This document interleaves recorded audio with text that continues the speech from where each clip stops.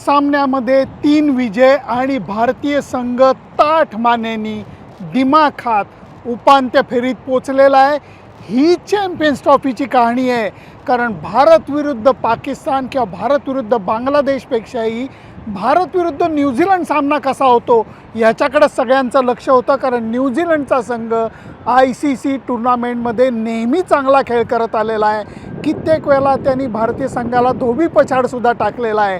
त्यामुळे दुबईच्या स्टेडियममध्ये आज जे प्रेक्षक जमा झालेले होते त्यांच्या मनामध्ये हीच क्रिकेटची शंका होती की भारत न्यूझीलंडला हरवणार की नाही। आजचं जे विकेट होतं ते थोडंसं बॉल थांबून येणारं होतं, त्यामुळे या विकेटवरती मोठे फटके मारणं हे तेवढं सहज शक्य नव्हतं।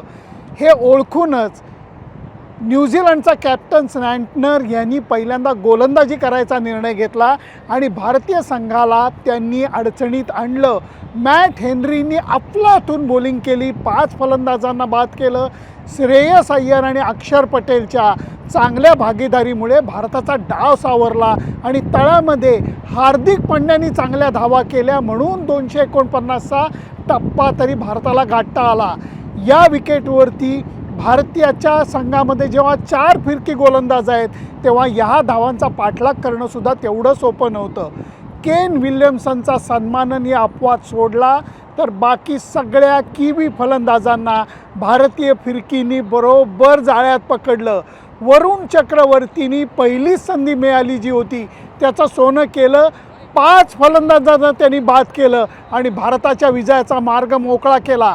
44 धावांचा विजय हा एक दिवसीय क्रिकेटमध्ये भला मोठा समजला जातो आणि या अर्थाने न्यूझीलंड विरुद्धचा विजय हा भारतीय संघाकरता खूप मोठं चांगलं लक्षण ठरणार आहे।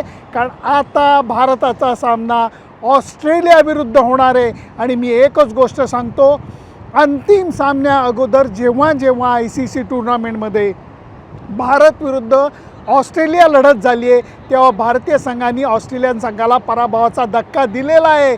एवढंच मला इतिहास आठवतोय। तुम्हाला काय वाटतं? मला जे वाटतं तेच तुम्हाला वाटतं का? सुनंदन लेले, ABP माझा, दुबई। ABP माझा, उघडा डोळे बघा नीट।